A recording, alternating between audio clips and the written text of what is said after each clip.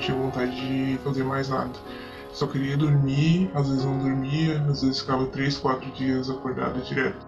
Nós não fomos postos no mundo à toa. Existe um propósito para cada pessoa que está aqui. Eu lembro que eu tive que sair no meio da aula, assim, pra ir no banheiro, porque eu tava me sentindo mal, assim. A depressão, ela se mostra de várias formas. Não é aquele que chora, aquele jovem, aquela pessoa que chora. Nada te satisfaz. Pode ir numa loja, num melhor restaurante, enfim, nas coisas que antes te faziam feliz, simplesmente elas perdem o encanto.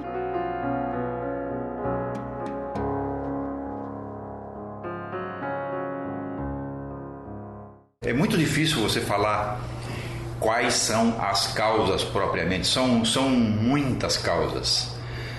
São causas, às vezes, de fundo estritamente psicológico, são causas fisiológicas, são causas sociohistóricas.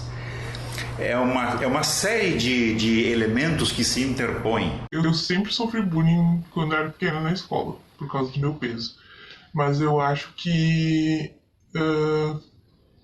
o estopim disso tudo foi quando a minha avó faleceu. Aí meu mundo desabou, eu já era uma pessoa introvertida, eu fiquei mais introvertida ainda, eu não conversava com ninguém, eu não saía mais pra rua, só ficava no computador, eu não dormia, e foi a pior época da minha vida.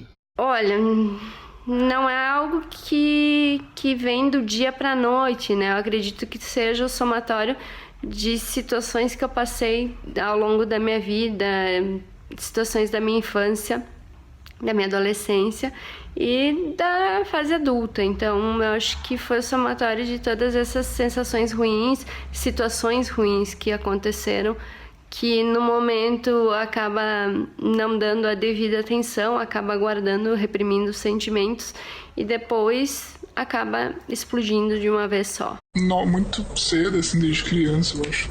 Eu já era agitado, assim, eu digo, não, eu já era muito preocupado, assim, com as coisas, com bobagem, assim, coisas do dia a dia já. Às vezes tu tem aquela preocupação, tipo, vou ter uma prova. Aquela ansiedade normal, tá, te preocupa um pouco. A minha já era exagerada, era uma coisa que eu já... porque tudo isso é só um momento, não é nada além, eu não vou saltar de paraquedas, não é nada... que eu já sentia que eu já me preocupava com as coisas, tipo, eu queria fazer sempre tudo certo, me cobrava muito. É uma mudança de vida, né? Os jovens universitários, né? Eles iniciam uma nova vida, um compromisso com a faculdade, né? Na universidade, muitos mudam de cidade, deixam os pais, vão morar com os amigos ou sozinhos.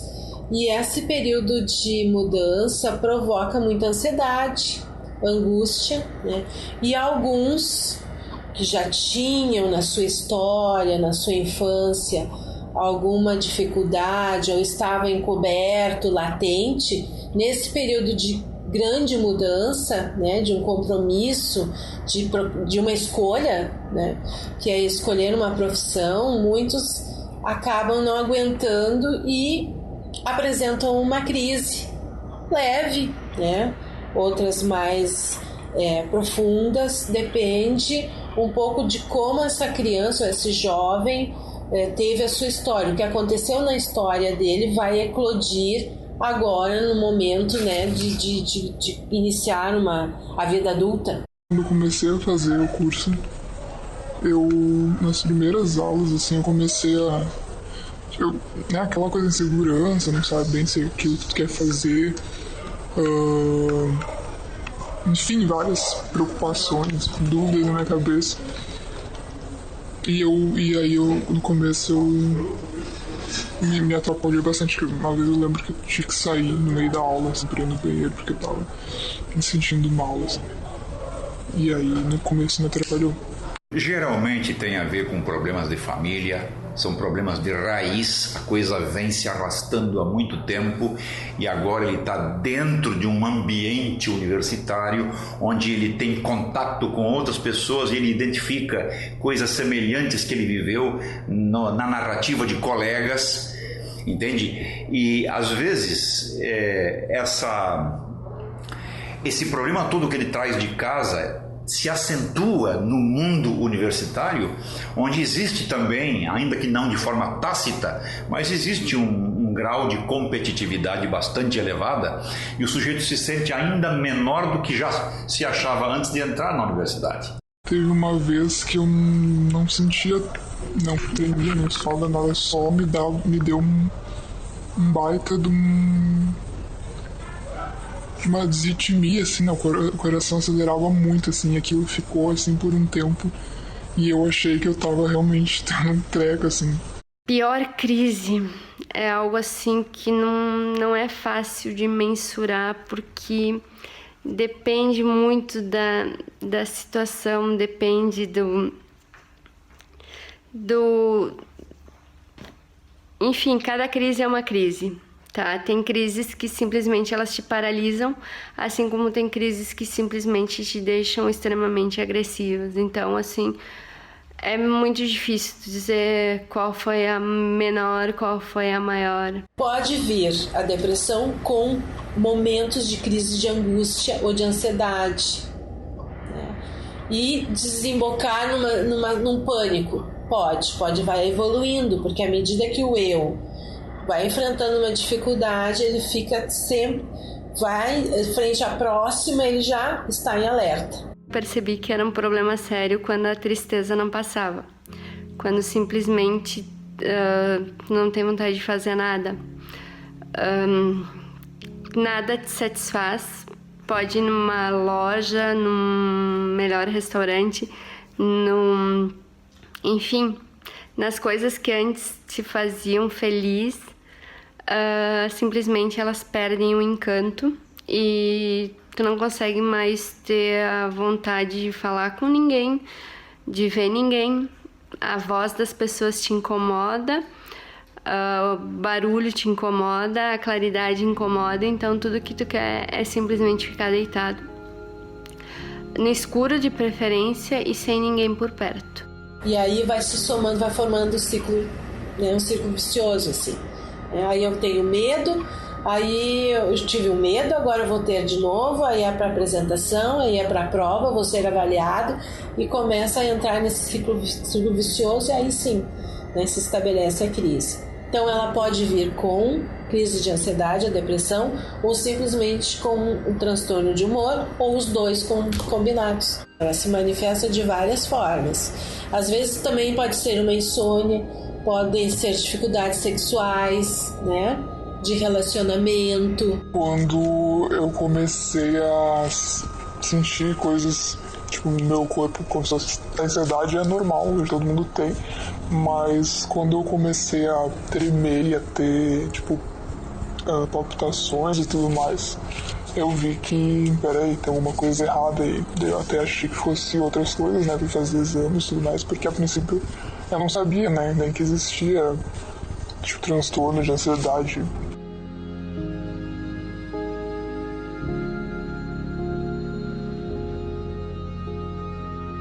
Praticamente todos os casos de suicídio ou de ideação suicida que eu conheço, eles vieram acompanhados de sinais codificados.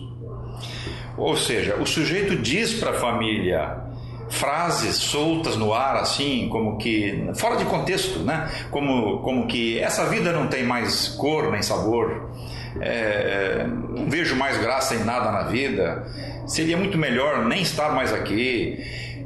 Compreende? Às vezes num encontro, numa festa, num jantar, num almoço, o sujeito larga isso assim, bem fora de contexto.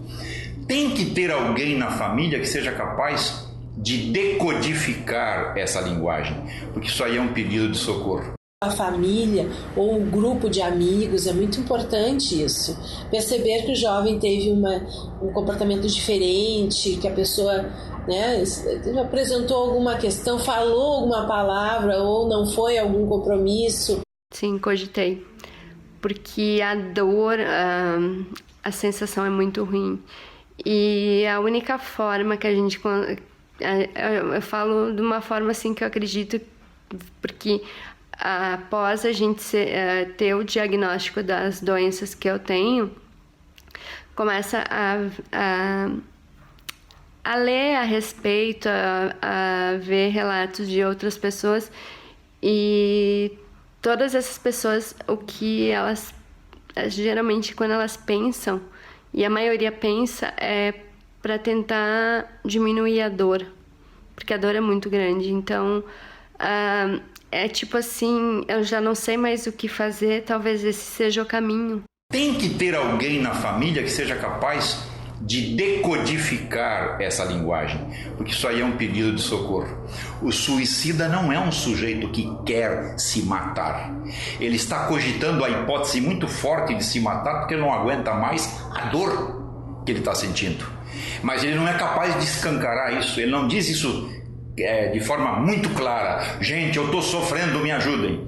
Ele disse que seria melhor ele ir embora, para que alguém, quem sabe, viesse até ele e dissesse: não, espera um pouquinho aí, meu amigo, o que está se passando contigo? E aí então, ele se abrindo, seria recomendável encaminhá-lo para um profissional devidamente preparado para isso. Eu não tenho histórico, tá, de suicídio, assim, nenhum paciente meu, né, praticou esse. Mas se fala, né? Hoje muito jovem fala, hoje mais abertamente, talvez que no passado. No passado não se falava, entende, cara? Agora se fala mais. Não sei se tem mais caso que hoje. Acho que hoje se fala mais abertamente, que bom. Não, eu não teria coragem, na verdade. Não, é complicado, na verdade, porque eu entendo as pessoas que pensem que tipo, não que tenha coragem, mas assim, que pensem, talvez, né, se eu fizesse isso. Porque é bem ruim, assim, é diariamente, às vezes, quando tá no auge da crise, é chato, sabe? Tu toda hora ter aquilo ali, sentir um negócio no coração, não conseguir respirar. Então tem horas que tu cansa, tipo, putz, eu quero me livrar logo disso, e no início tu não encontra muito, não tá funcionando. Se você levar em conta a estatística da Organização Mundial de Saúde, que aponta que hoje nós temos 800 mil casos de suicídio por conta de ansiedade e depressão não tratadas no mundo inteiro, dos quais algo em torno de 15 mil para 16 mil no Brasil, e 70% desses casos estão acontecendo com jovens. Então eu diria sim, está acontecendo um certo padrão de desconforto, de desvalia, de dificuldade de lidar com isso entre os jovens. Bastante, muitas vezes. Mas acho que o medo de não saber para onde eu vou, o que vai acontecer, sei lá, não saber o que acontece depois, talvez tenha me impedido de ter feito alguma coisa mais grave. Mas eu sempre pensei, em muitos momentos da minha vida, quando chega aquela fim da linha que tu não sabe mais o que tu faz, a primeira coisa que tu vai pensar é em tentar acabar com tudo isso. E isso é uma coisa muito horrível mesmo. Porque tu não sabe o que tu faz na tua vida, tu não sabe se tu vai ter força para continuar, tu não sabe o que vai ser o dia de amanhã. Aliás, é muito difícil você lidar com esse fenômeno da ideação suicida, da depressão, sem que eles te marquem. Eles marcam muito. Mas tem um caso sim, tem um caso que quando você estava na metade da pergunta, ele já estava claro aqui na minha mente, de alguém que, sendo tratado já há mais de 3 anos, uma bela noite, era 10h30 da noite, em casa, eu descansando, entrou no WhatsApp comigo, com a mão cheia de comprimidos tarja preta, e na outra mão um copo, prontinho para engolir tudo isso e tirar a sua própria vida, mas quis se despedir de mim. E durante 1h20 eu tentei segurar a fissura, a compulsão que ele estava sentindo. E eu disse: ai de você, eu nunca vou me esquecer da última frase, ai de ti, se amanhã cedo você não me der um bom dia. E no dia seguinte, quando eu acordei de manhã com o meu telefone pipocando e esse cara me dizendo: doutor, bom dia para o senhor. Eu não posso descrever para você a alegria que eu senti. Quer dizer, o que tu faz pode significar a diferença entre viver e morrer para muita gente. É profundamente tocante, marcante isso aí. O que a gente observa, assim? Tem a depressão, ela se mostra de várias formas. Não é aquele que chora, aquele jovem, aquela pessoa que chora ou que não sai de casa, não. Ela vem aos pouquinhos, ela vai aos pouquinhos se instalando na vida da pessoa, vamos dizer. Um dia não se sente bem, outro dia, né, não vai em algum compromisso, ou uma nota baixa, e aquilo vai se somando, vai somando na vida do sujeito.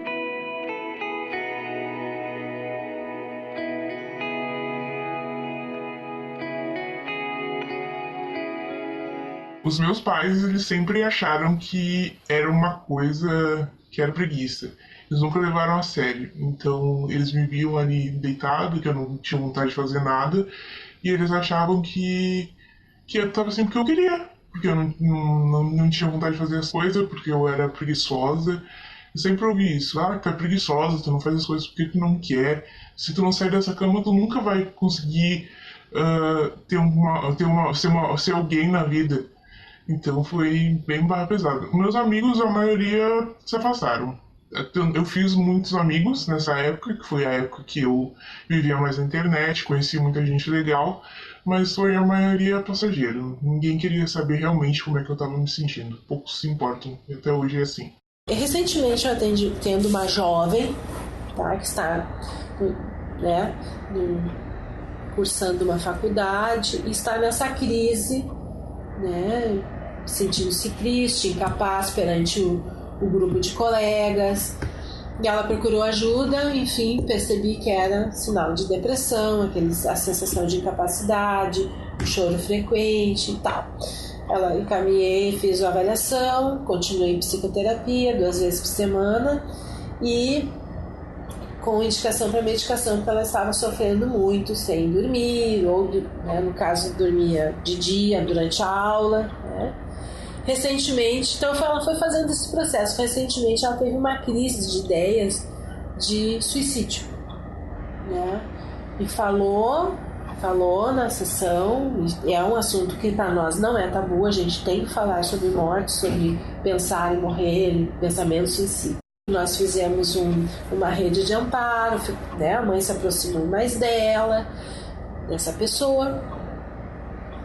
Bem, em 2 semanas isso abateu, parou, passou por essa crise. Então, às vezes nós vivemos numa cultura do espetáculo, né? A sociedade do espetáculo, da felicidade, e temos que falar sobre o que não é bom também. Não, no início eu não tive apoio de ninguém. Principalmente porque quando tu começa com esses sintomas, começa a ter esses sintomas, as primeiras palavras que tu ouve é: tu tá ficando louca, tu tá muito chata, tu tá agressiva. Então, assim, as pessoas, elas não têm ainda esse... Não, como é que eu vou te dizer? Não é um conhecimento, né? Também não é culpa das pessoas, né?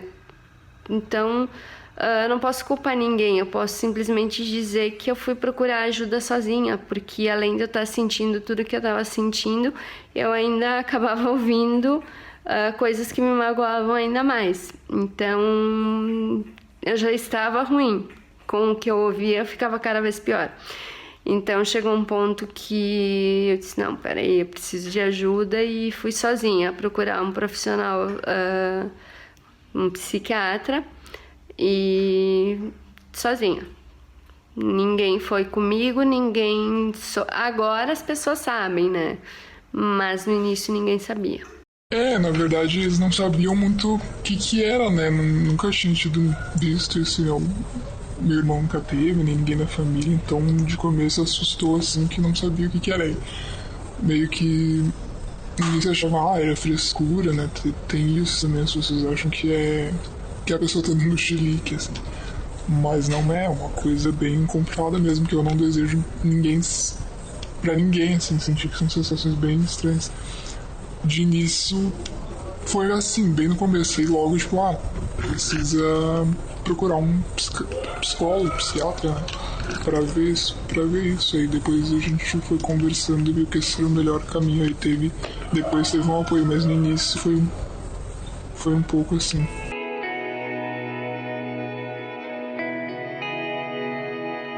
Bom, a medicação, como é que seria? Primeiro, procurar ajuda. A pessoa começa a inibir, né, não supera, aumenta o pânico, aumenta o medo, aumenta o mau humor, a desesperança. Bom, está na hora de procurar ajuda, né? Algum colega, um familiar, ou o próprio jovem, a própria pessoa busca ajuda, né? Vai fazer uma avaliação, pode ser com psicólogo ou psiquiatra.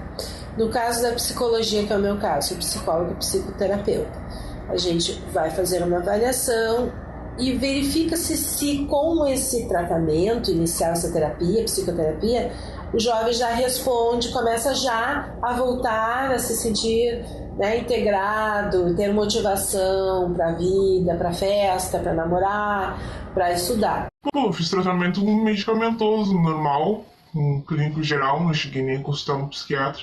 Ele não acredito que ele tenha me dado um diagnóstico certo, porque nenhum tratamento que eu fiz me adiantou, parecia que era só...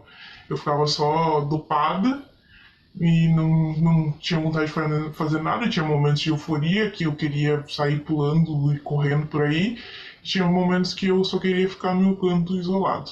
Eu fui no psiquiatra daí, né, e aí a gente conversou um pouco e tal, que é sempre bom, né, ter alguém pra conversar. Acho que não que tu tenha depressão, ansiedade, sempre, acho que todo mundo deveria ir. Mas enfim, aí ela me receitou um remédio, só que não fez muito bem. E aí, poderia voltar pra trocar até que eu me adaptasse, mas eu não gostei muito da ideia de remédio, aí passou. Aí depois disso não fiz mais nada aqui, não busquei mais nada pra tentar melhorar isso. Estou em tratamento há mais de 2 anos e aí eu iniciei com... o primeiro diagnóstico foi a depressão e o segundo foi a síndrome do pânico. Desde que eu iniciei o tratamento psiquiátrico, eu faço uso de medicação controlada.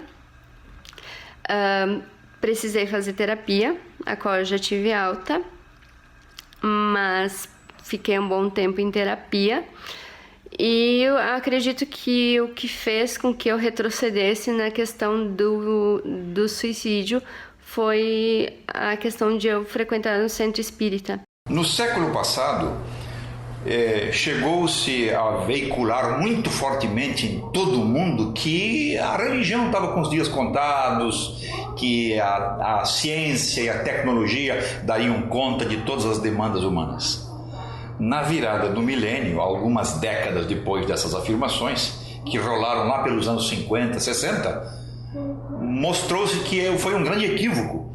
O ser humano, ele necessita de ter conectividade com o seu Criador. Nós não fomos postos no mundo à toa.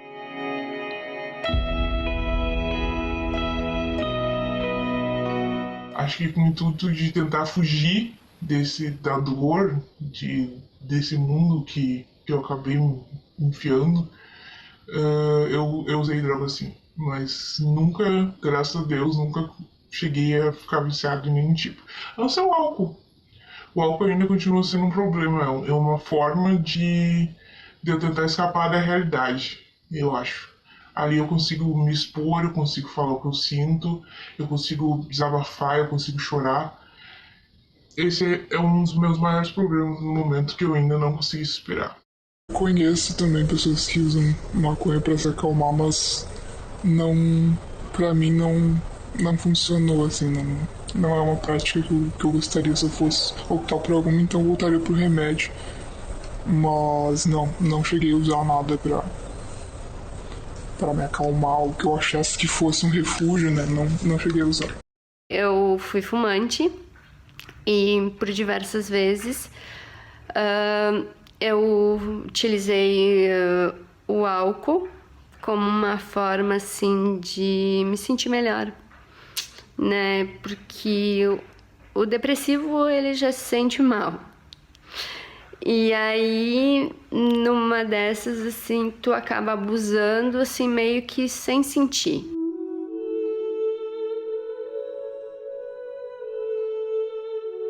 Seria importante também que os professores, os colegas que perceberem uma situação assim entre o grupo, entre os colegas, né, no ambiente do campus, no ambiente universitário, que possa identificar e ajudar e falar, né, com esse jovem, chamá-lo, ver se está tudo bem com ele ou se as notas não estão boas, porque essas pessoas acabam se isolando, vão se sentindo de fora do grupo. Então, o que é preciso fazer? Professores têm que estar muito atentos a casos em que o sujeito tem um comportamento diferenciado no sentido de dar menos valor a si próprio, de disfunção. Primeiro, para não esperar tanto tempo, eu esperei muito tempo. Então, quando eu fui procurar ajuda, eu já estava praticamente não, eu estava no fundo do poço. Então, para que não deixem passar muito tempo, para que procurem ajuda logo. Busque ajuda porque é muito importante, né? Psiquiatra, psicólogo, enfim. Também não só ajuda profissional, acho que amigos também, sabe? É muito importante tu ter com quem conversar, não ficar só pra ti, teus pensamentos, coisas que tu vive no dia a dia. É importante, sabe, conviver em sociedade. Acho muito importante que esse assunto, né, passe pela universidade, que os jovens prestem atenção uns nos outros, né, que busquem observar o seu colega, como ele está, que não seja um momento de competição, né, mas de solidariedade e colaboração para que todos consigam passar por essa fase de formação, né, que é muito importante. Bom, não desistam. Uma hora vocês vão acordar. Não digo acordar, não sei como eu posso falar isso, mas uma hora vocês vai dar um estalo assim: o que eu tô fazendo na minha vida? Eu não posso deixar que isso aconteça. Eu tenho que tentar ser forte, por mais difícil que seja. Tentar viver um dia de cada vez. E a ajuda, assim, tu ir a um psiquiatra, por mais que muita gente diga, é loucura, a pessoa tá louca, a pessoa é isso, tudo mais. Não é, porque não tem outra forma. Não existe outra forma. Expressar mais o que vocês sentem, a pior coisa que tem é vocês começar a guardar os sentimentos, porque isso só vai acabar prejudicando mais vocês. Quanto mais sinceros vocês forem, melhor e mais leves vocês vão se sentir. Acho que conversar com alguém primeiro, se não tá bem certo de, não quero. Porque as pessoas têm muito preconceito também, não vamos no psicólogo, não vamos no psiquiatra, isso é coisa pra doente, sei lá. Mas não é uma coisa normal que muita gente tem, que é tipo o mal do século.